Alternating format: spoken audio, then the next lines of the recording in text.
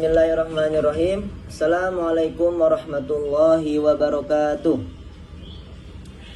Alhamdulillahirabbil alamin. Alhamdulillahilladzi hadana li hada wa ma kunna linahtadiya laula an hadanallah. Asyhadu an la ilaha illallah wa asyhadu anna Muhammadar Rasulullah. Amma ba'du. Bismillahirrahmanirrahim. Perkenalkan, nama saya Telagal Kausar. Saya berasal dari daerah Banten, dan Banten saya itu berada di Rangkas Bitung. Di sini saya belajar di Universitas PTIQ Jakarta yang berada di Lebak Bulus, dan saya mengambil Fakultas Dakwah, dan prodi saya ialah KPI, Komunikasi Penyiaran Islam. Saya membuat video ini adalah untuk mengerjakan UAS, ujian akhir semester, pelajaran Ulumul Quran yang diampu oleh Ibu Agustina. Bismillahirrahmanirrahim. Di sini saya akan menjelaskan tentang apa itu Makkiyah dan Madaniyah. Makkiyah adalah ayat-ayat yang diturunkan sebelum Nabi Muhammad SAW hijrah ke Madinah, yaitu selama periode dakwah di Makkah. Periode dakwah Makkiyah itu berdurasi 13 tahun, antara 610 Masehi sampai dengan 622 Masehi, dan lokasinya itu berdakwah di Mekah. Dan fokus dakwahnya ialah mengajak masyarakat menyembah Allah yang Maha Esa dan meninggalkan seluruh sesembahan berhala.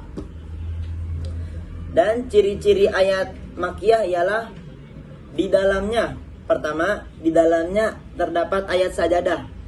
Yang kedua, ayat-ayatnya dimulai dengan kala. Setelah itu dimulai dengan ungkapan ya ayuhan nas, wahai para manusia. Dan ayat-ayatnya mengandung tema kisah para nabi dan umat-umat terdahulu. Dan yang terakhir, ayat-ayatnya berbicara tentang kisah Nabi Adam dan iblis, kecuali surat Al-Baqarah. Nah, gaya bahasa ayat-ayat Makkiyah seringkali lebih singkat, keras, dan penuh dengan ancaman atau janji mengenai kehidupan di akhirat. Banyak juga yang disampaikan dalam bentuk peringatan atau metafora yang mendalam. Nah, selanjutnya kita akan berlanjut ke Madaniyah. Madaniyah ialah ayat-ayat yang diturunkan setelah Nabi Muhammad SAW hijrah ke Madinah, yakni pada periode dakwah 10 tahun juga. Nah, dari 622 Masehi sampai 632 Masehi yang berlokasi di Madinah.